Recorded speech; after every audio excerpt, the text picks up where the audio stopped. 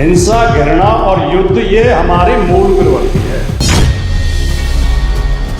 हम Homo sapiens नहीं उनको मार के इस दुनिया से खत्म कर देंगे।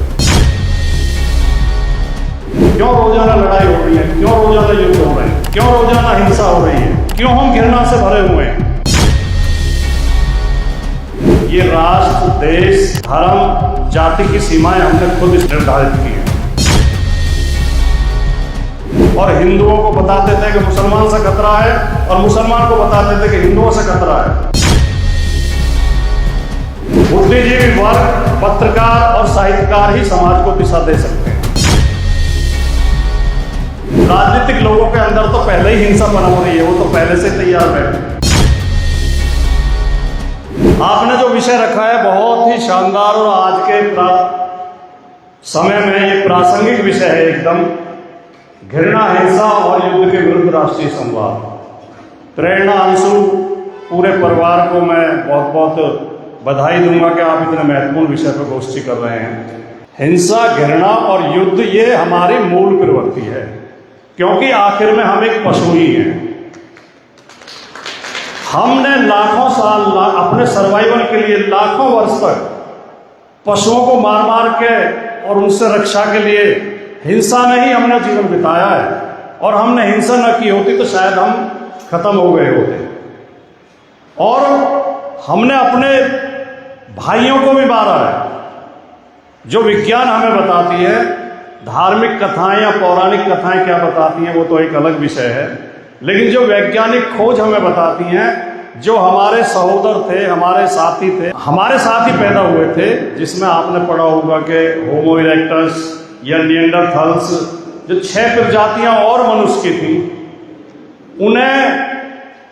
उनमें भी जो रिसर्च हुई है, कुछ तो रिसर्च कहती है कि वो वातावरण ना झेल पाए इसलिए खत्म हो गए, लेकिन बहुत महत्वपूर्ण रिसर्च ये भी कहती है कि हम जो होमो सैपियन हैं, हम होमो सैपियंस नहीं उनको मार के इस दुनिया से खत्म कर दिए।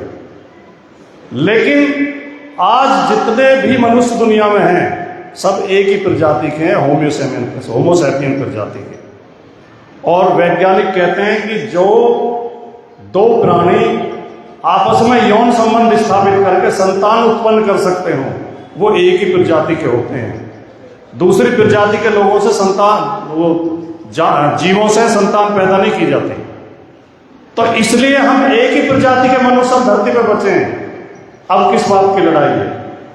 क्यों रोजाना लड़ाई हो रही है, क्यों रोजाना युद्ध हो रहे हैं, क्यों रोजाना हिंसा हो रही है, क्यों हम घृणा से भरे हुए हैं?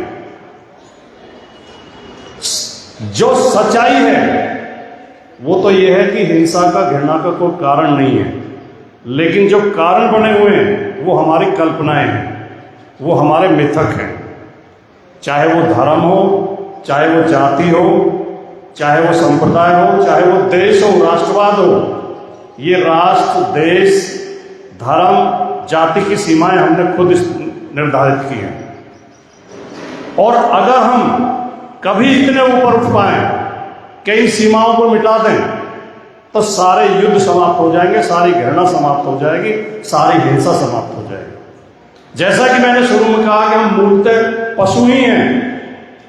हम अगर इस पशु को मनुष्य बना सकें, जो हम बाकी जीवों की तरह सारी क्रियाएं करते हैं, हमारे पास केवल एक चीज फालतू है, हमारे पास थोड़ा दिमाग ज्यादा है उनसे, हमारे पास एक भाषा है, विकसित भाषा है, हमारे पास कल्पना शक्ति है, हमारे पास कल्चर है जिसे हमने डेवलप किया है।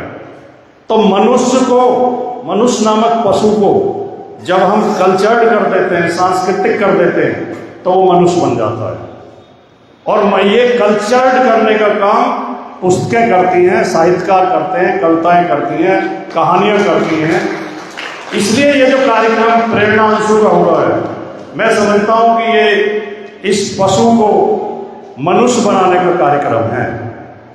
इसलिए हमें इस पर गंभीरता से विचार करना चाहिए कि आज जो जितने भी युद्ध चल रहे हैं, कहीं राष्ट्र के नाम पर युद्ध चल रहे हैं, कहीं धर्म के नाम पर लड़ाइयाँ चल रही हैं, कहीं जाति और प्रजाति के नाम पर लड़ाइयाँ चल रही है, भाषा के नाम पर है, क्षेत्र के नाम पर है, जमीन के बंटवारे के नाम पर है। ये सब समझ का अभाव है, मुद्दों को समझने की हमारी कमी है, हमारा सांस्कृतिक ना होना है। हमारी भूमिका यही हो सकती है कि हम ज़्यादा से ज़्यादा मीडिया के माध्यम से, साहित्य के माध्यम से, पुस्तकों के माध्यम से हम मनुष्य को असली विचार की ओर ले जाएं, फर्जी विचारों से हटा के असली विचारों की तरफ ले जाएं। हम देखते हैं, आप सब देखते होंगे कि आजकल हमारे जो इलेक्ट्रॉनिक चैनल हैं, जिनका नाम लेकर मेरे परिचय दिया जाता है, जिनमें मैं लगभग रोज ही उपस्थित होता हूं, सबसे खराब भूमिका उनकी है आज के दौर में। जो नोएडा फिल्म सिटी में जो न्यूज चैनल है, इनके जो एंकर हैं वो जिम्मेदार, उन्होंने 1-2 महीने तक वो नंगा नाच किया रोजाना शाम को डिबेट में कि 2 मौलवी बैठाते थे, 2 महात्मा बैठाते थे तिलकधारी, और उन दोनों को आपस में लड़ाते थे, एक दूसरे को गाली दिलवाते थे, और हिंदुओं को बताते थे कि मुसलमान से खतरा है, और मुसलमान को बताते थे कि हिंदुओं से खतरा है। और जो नेता नफरत की भाषा बोल रहे थे उन्हें पूरी स्पेस देते थे, और जो नेता बोलचाल मेल जोल के भाईचारे की भाषा बोल रहे थे उन्हें अपने चैनल पर जगह नहीं देते थे। और उसका परिणाम ये हुआ कि दिल्ली में दंगे हो गए, देश की राजधानी में दंगे हो गए। तो मीडिया की भूमिका ये नहीं है, साहित्यकार की भूमिका ये नहीं है। साहित्यकारों में भी आपको दोनों श्रेणियां मिलेंगी। कुछ साहित्यकार हैं जो मानवता को बढ़ाने के लिए, भाईचारे को बढ़ाने के लिए लिख रहे हैं, कुछ साहित्यकार हैं जो नफरत बढ़ाने के लिए लिख रहे हैं, जो एक दूसरे को उकसा रहे हैं एक दूसरे के खिलाफ।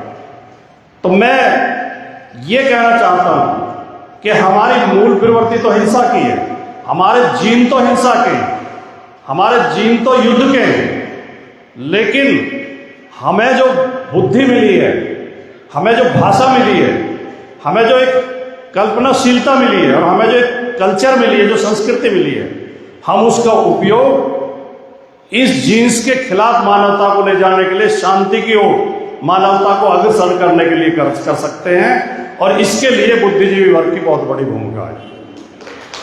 बुद्धिजीवी वर्ग, पत्रकार और साहित्यकार ही समाज को दिशा दे सकते हैं।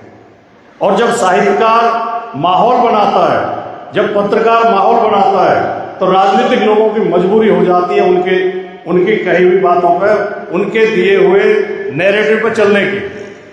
और जब बुद्धिजीवी और पत्रकार और साहित्यकार ही माहौल बिगाड़ने का काम करें, तो राजनीतिक लोगों के अंदर तो पहले ही हिंसा पनप रही है, वो तो पहले से तैयार बैठे हैं। तो इस तरह के युद्ध होते हैं, इस तरह की लड़ाइयाँ होती हैं जो आज देश में हो रही है। तो हम सब ये जनमत तैयार करें कि कोई युद्ध ना हो, कोई लड़ाई ना हो, कोई हिंसा ना हो, हमारे बीच में घृणा ना फैले, परस्पर भाईचारा हो, एक दूसरे की मदद करें, परोपकार करें।